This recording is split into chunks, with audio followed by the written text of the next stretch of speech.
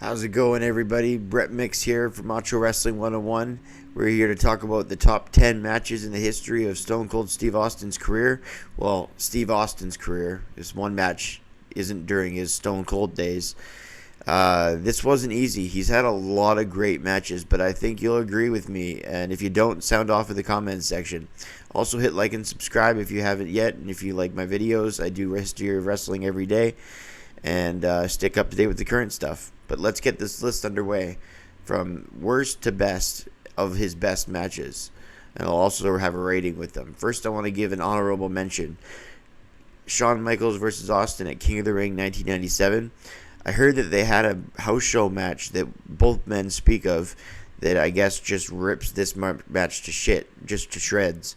I heard that the house show match was even better, so I'd love to see that. But King of the Ring 97, the only problem with it is the finish. But honestly, just a great match between two guys in their prime, right before they get injured. Shawn Michaels got injured in January of 98, whereas Austin got injured in SummerSlam 97, a couple months after this June 1997 King of the Ring clash. They were both tag team champions at the time, and I gave it 4.5 stars. Next up, that's an honorable mention. So number 10, we got Stunning Steve Austin versus Ricky the Dragon Steamboat for the U.S. title at WCW Clash of the Champions, August 28th, 1994. This is 2 months after their Bash at the Beach match, which is also great. Also the same rating, but I rate this as well 4.5 stars.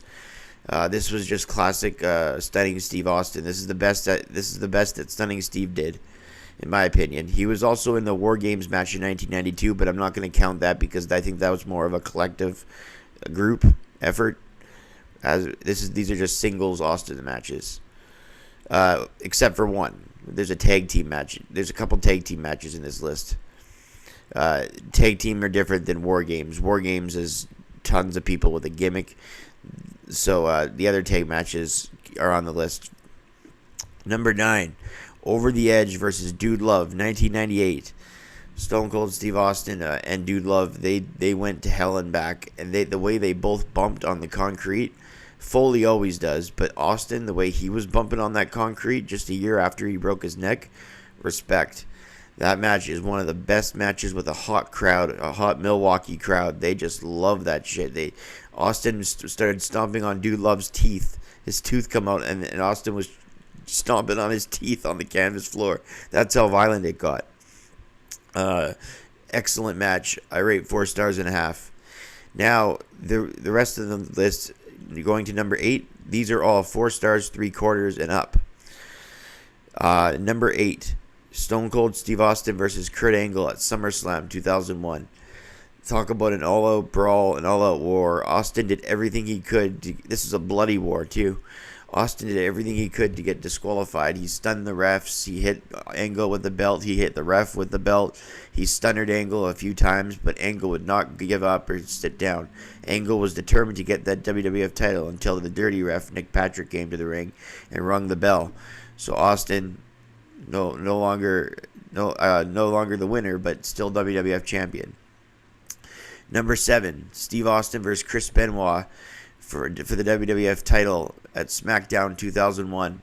This is in Edmonton, Chris Benoit's hometown. He had 10 suplexes in a row on Austin's bad neck, and these guys went to war with each other. This was one of the best WWF title matches on TV in WWF history, WWE history, even though it happened during the WWF days.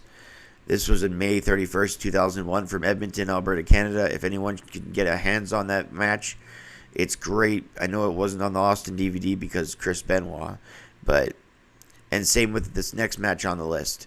The 2-men power trip, Stone Cold Steve Austin and Triple H versus Chris Benoit and Chris Jericho.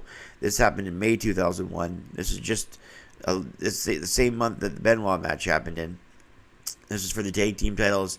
This is the famous match where Triple H tore out his quad the first time, and he finished the match, and Chris Jericho had the walls on Jericho on him, and Jericho and Benoit ended up being victorious. Just a classic Raw, probably one of the best matches in Raw history, if not the very best. Up next, we have Steve Austin versus The Rock from WrestleMania 17. Also 4 stars and 3/4. Just like the 2-man power trip, just like Austin versus Benoit before it.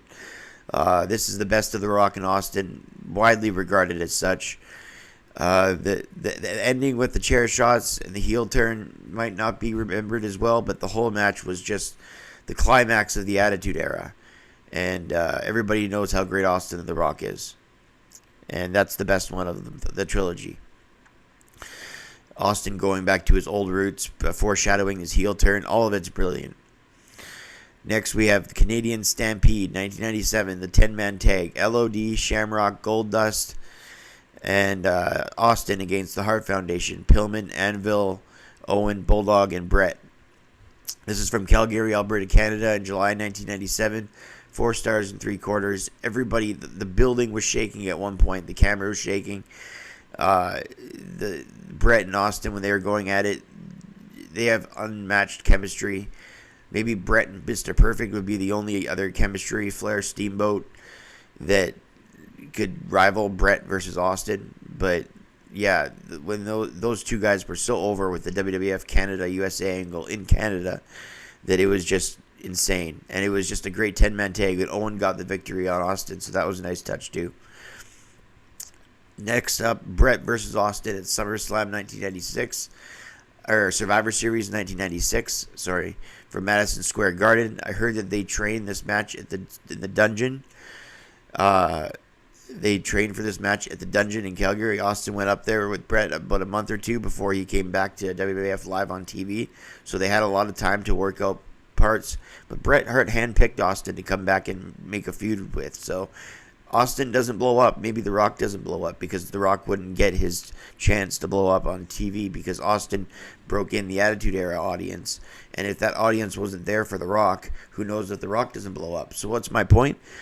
Bret Hart handpicked Austin. So if Austin wasn't handpicked by Bret Hart, then there might not be The Rock because it all connects to each other. So you can thank Bret Hart for The Rock even, because Bret Hart handpicked Austin, and that match is a classic. I rated 5 stars. Another match I rate 5 stars, coming in number 2 on the list, is Austin versus Triple H at No Way Out 2001.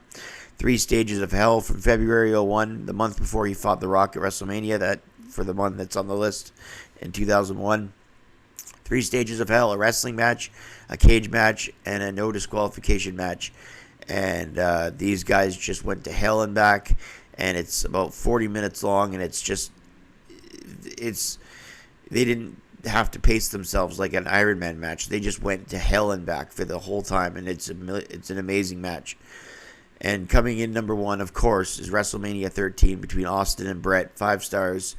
What can't you say about the match? The double alignment, the heel and face turn, the fact that it was warfare from the first second the bell rung to the end of the match where Austin was passed out in his own blood, and Bret Hart was declared the winner by Shamrock due to Austin passing out.